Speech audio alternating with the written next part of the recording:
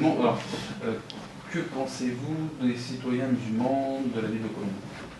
Écoutez, les citoyens musulmans, c'est des citoyens colombiens avant tout. Ouais, c'est des citoyens à part entière, il n'y a aucun problème avec les citoyens musulmans. Voilà. Que pensez-vous de l'augmentation des actes islamophobes? Écoutez, moi je les condamne hein, comme tout acte qui met à mal la cohésion sociale. Il n'y a absolument pas de raison qu'il y ait des actes islamophobes. Je suis absolument contre. Que pensez-vous du silence des politiques face à cette vague islamophobe? Ben, vous savez, je pense qu'elle n'est pas vraiment silencieuse. Quand il y a des actes aussi bien sur d'autres religions, que ce soit l'islam, que ce soit sur des actes antisémites, ils réagissent. Donc voilà, ils ont leur place et je ne pense pas que ce soit silencieux. On en entend parler puisqu'on on est au courant. Si vous êtes élu, seriez-vous prêt à condamner publiquement ces actes? Je condamne tous les actes, qu'ils soient antisémites, qu'ils soient islamophobes, qu'ils soient toute violence, je la condamne. Si vous êtes élu, que de tels actes se déroulent dans votre ville, seriez-vous prêt à utiliser tous les moyens pour retrouver les coupables? Bien entendu, bien entendu. Vous savez, ce qu'on aime, c'est avoir une ville apaisée, donc on ne voudrait pas du tout avoir des problèmes sur cette ville. Et je pourrais même rappeler 2005, quand il y a eu des émeutes, sur Colombe n'a presque pas été touché par les émeutes. Hein, donc voilà, nous, ce qu'on aime, c'est le calme dans la ville. Et une grande entente, une cohésion. Que pensez-vous du projet de loi d'interdiction du port du voile dans les universités? Écoutez, moi je ne vais pas me prononcer à l'heure actuelle, puisque à l'heure actuelle, il y a des rapports qui sont en cours, et puis que ce sera l'Assemblée qui va se prononcer, et si elle considère qu'elle doit se prononcer à la suite des rapports qui ont été déposés et qui ont été étudiés.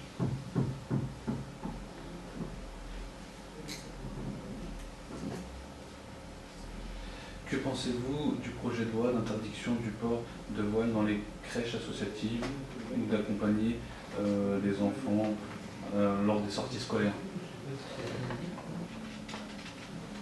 Je pense qu'il faut répondre au texte de loi qui existe, donc si c'est considéré comme un lieu public, il faut qu'il soit... Et puis autrement, on respecte les lois républicaines.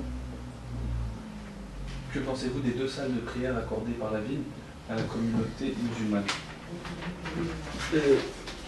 D'abord, ces 2 salles de prière, j'ignore où elles sont. Je ne savais même pas qu'il y avait 2 salles de prière. La seule chose que je sais, c'est qu'il y a une mosquée qui existe, sur laquelle j'ai permis la vente d'un terrain, j'ai donné le permis de construire pour qu'elle s'agrandisse. J'ai donné la possibilité à l'association marocaine de pouvoir, au niveau des enfants, pouvoir étudier l'arabe et se réunir, donc ça au Petit Colombe. Donc vous connaissez, je donne toute la possibilité aux musulmans de pouvoir exercer leur religion et voilà. Accorderiez-vous un terrain pour la construction d'une nouvelle mosquée? Là aussi, vous savez, il y a des lois, donc à partir de là, moi je respecterai la loi. Si vous trouvez un terrain qui correspond à votre demande, dans le respect de la loi, on étudiera la question. J'ai déjà fait. donc voilà, je resterai dans ce que j'ai déjà fait. Que pensez-vous d'une école républicaine avec des cours supplémentaires islamiques? Vous savez, il y a des choses qui dépendent des maires et il y a des choses qui ne dépendent pas du maire.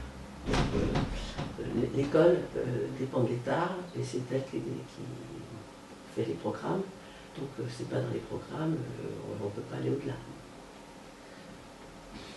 Pourrions-nous avoir un panneau qui indique qu'il y a un carré musulman au cimetière de Colombe? C'est la question qu'on se posait, c'est bien au cimetière que vous voulez il y a un cimetière musulman, il y a un carré musulman à Colombe, il y a un carré israélites et aucun n'est indiqué. Donc je pense qu'il est intéressant d'indiquer qu'il y a un carré, aussi bien musulman qu'israélite. Et y a-t-il, concernant la citoyenneté, y a-t-il selon vous trop de logements sociaux sur la ville de Colombes? Écoutez, à l'heure actuelle, il y a 33% de logements sociaux, la loi nous oblige à 25%.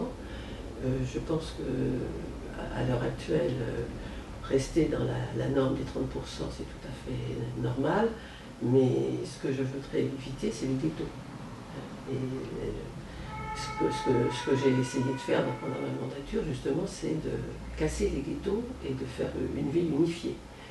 Qu'il n'y ait pas deux Colombes, qu'il y ait Colombe Nord, Colombe Sud, qu'il y ait une ville unifiée avec 30% de logements sociaux, puisque je pense que c'est le besoin de la ville. Et les ghettos, c'est vraiment mes prédécesseurs, mon prédécesseur qui les a créés, et ça, on luttera contre les ghettos.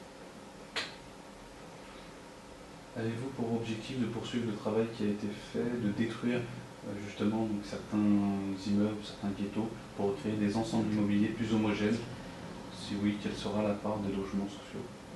Et là, si vous voulez, on l'a déjà fait, même si ça a été décrié, parce que ça ne s'est pas su, ou ça ne s'est pas vu surtout. Parce que moi, j'estime que les logements sociaux doivent avoir la même qualité que les autres logements, et que dans toutes les grandes résidences que nous avons faites, que ce soit sur le boulevard Charles de Gaulle, que ce soit à la place de l'ancienne cuisine centrale, l'allée des Senteurs, il y a 20% de logements sociaux, personne ne le sait.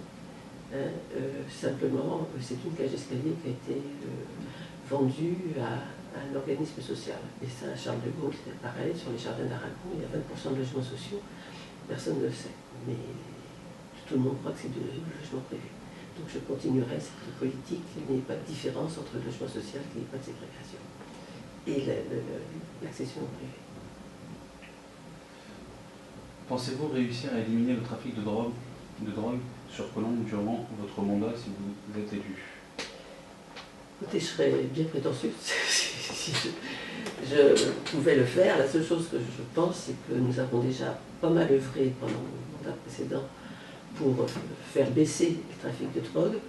Là, c'est reparti à la hausse parce qu'il n'y a pas la même volonté. Donc on mettra toute notre force pour éviter ces trafics, mais c'est présomptueux de dire qu'il est radical. Quels sont les moyens apportés pour réduire le chômage des jeunes?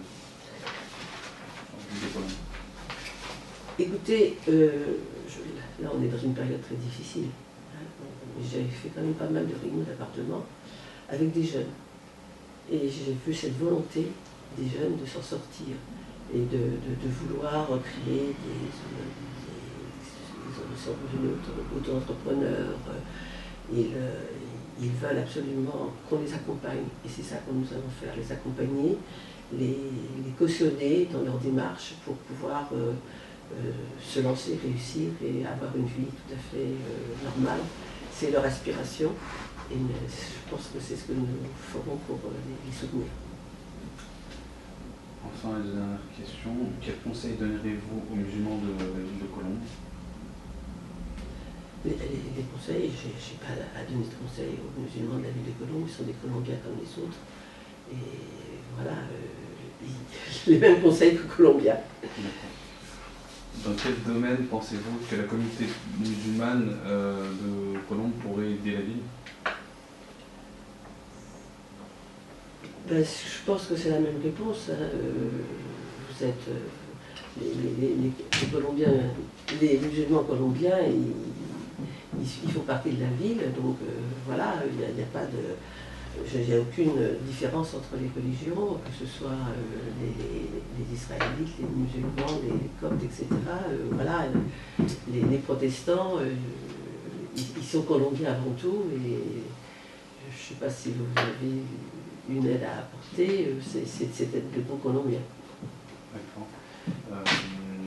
Si vous avez un message pour les musulmans, si vous avez quelque chose à dire à rajouter, vous pouvez sans problème vous exprimer. Ah bah écoutez, moi je pense que le monde change, la France change, et que une ouverture doit être faite auprès de tous pour s'intégrer dans notre pays le mieux possible. Okay. Impeccable. Merci beaucoup.